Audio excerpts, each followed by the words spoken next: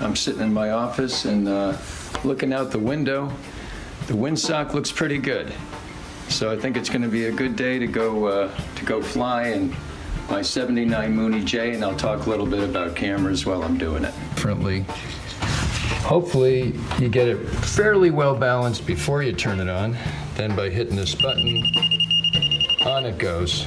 And then at that point you have a stabilized camera that can do a lot. And then you have a little joystick where my index finger is. And with that I can manipulate the camera, where it's aiming, etc., etc.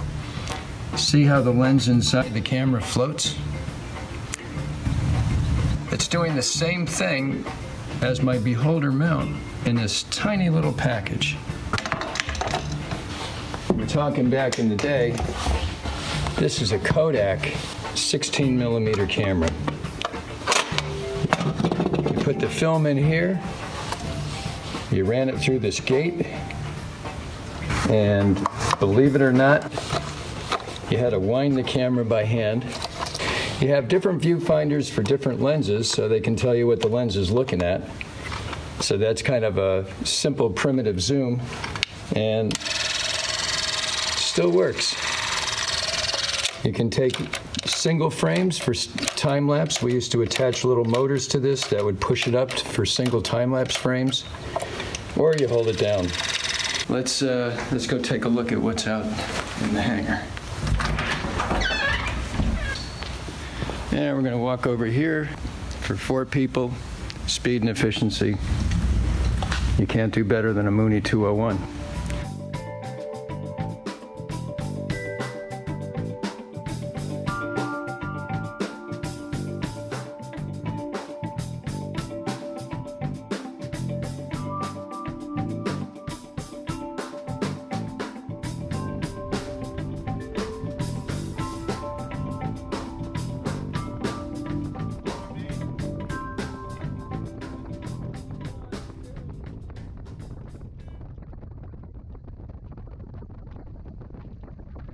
So make sure the temps look okay for a quick run up.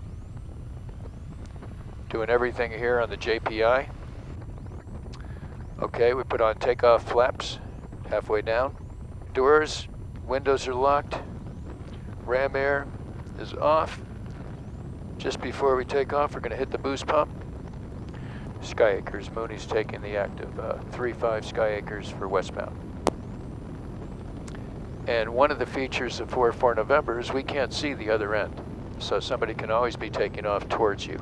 So it's quite important to broadcast what you're doing on the radio and be mindful that at any point somebody could pop over that runway and surprise you.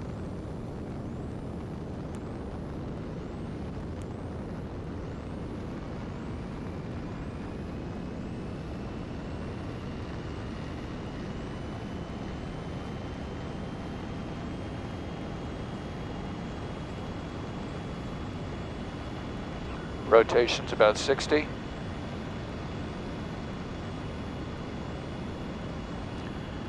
And gear up. Positive rate of climb.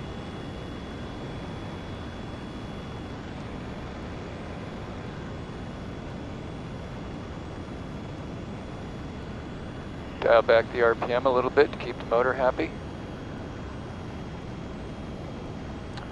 And once I'm about 1,000 feet, off go the flaps. Since I'm running by myself, typical Mooney climb speed is going to be a little bit under 1,000 feet a minute.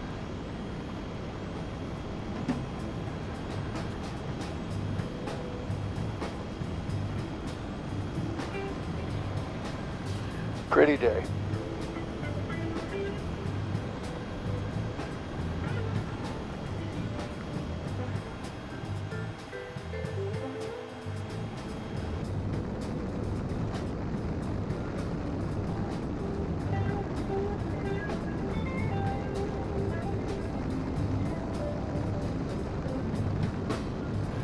At Dutchess Tower, Mooney 88 Echo Foxtrot. Mooney 88 Echo Foxtrot, Dutchess Tower. Yeah, good morning. Just departed 4 November. I'm heading over to the river to do a little photography just north of Poughkeepsie. Want to know if I can just skirt the boundary of your area.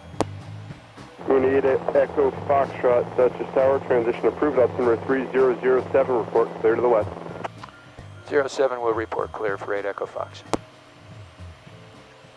I've been flying with JPI now for 20 years. So one of the many things I do is I look for the difference between my hottest and coldest exhaust gas temperature. If that's below 100 degrees, I know that engine's running pretty happy.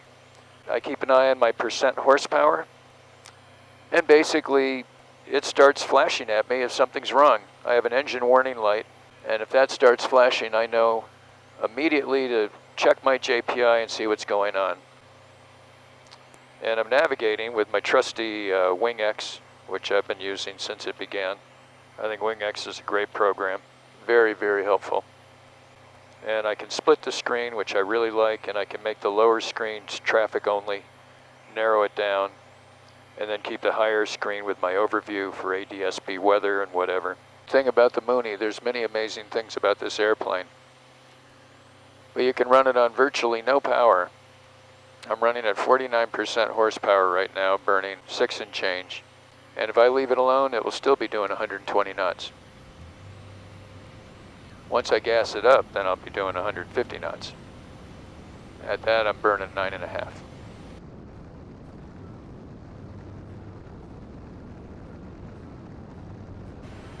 And 8 Echo Fox is cleared, and I'm heading north now up the river, the Culinary.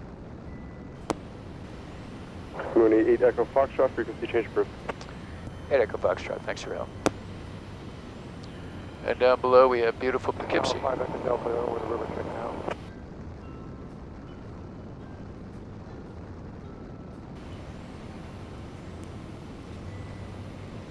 Dutchess Tower, Cessna 2207 Juliet, request frequency change, see you in a little while. Cessna 2207 Juliet, frequency change approved. Have a good day.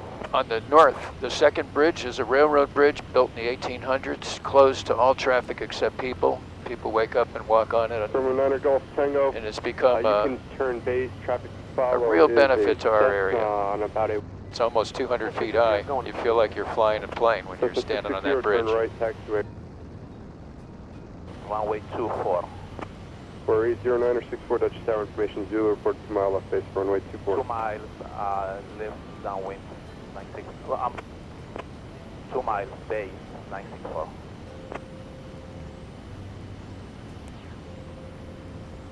From 9 Golf Tango number 2 follows Cessna traffic short final, runway 24 clear to land. Clear to land number 2, 9 Golf Tango. I generally use polarizers or ND filters, some way to knock the camera down. Big issue is managing light. So we'll fly by the Culinary Institute, which right now is on my 2 o'clock. Now it's time to pull down the window and get serious.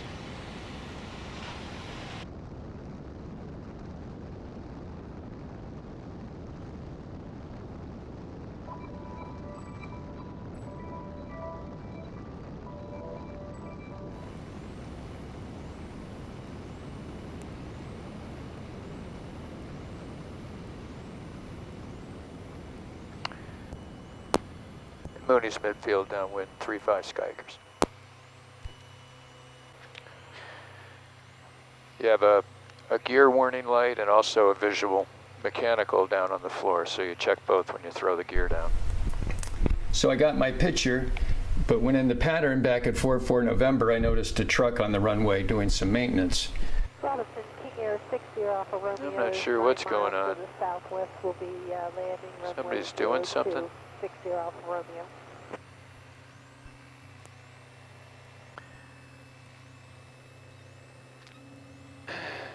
And Skykers, traffic Mooney space for 3-5.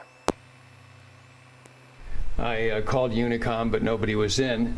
So I flew by again. The third time I was going by, I tried to wave at him through the window, get the idea that I'm attempting to land. It was a little bit frustrating, but he did move over about 6 feet, which still made me a little bit uncomfortable on the landing, but that happens sometimes at uncontrolled airports. Skykers Unicom, Mooney's gone around. back on base for 3-5. Somebody's on the runway. I don't know how to get rid of them. Somebody finally came down and notified him, and he moved his truck over to the other side of the lights. It still didn't make for the most comfortable landing, but it all worked out.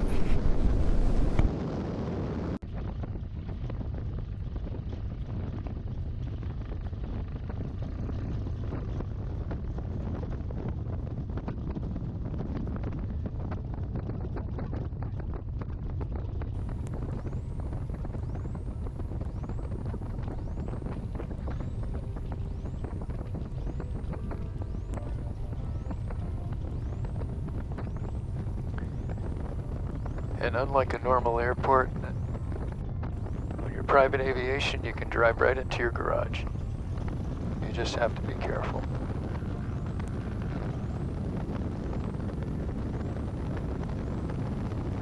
And you don't go too far. Just keeps a lot of effort from pushing.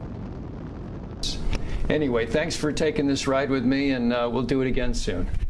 Checking out, Craig Peyton for Earth Flight.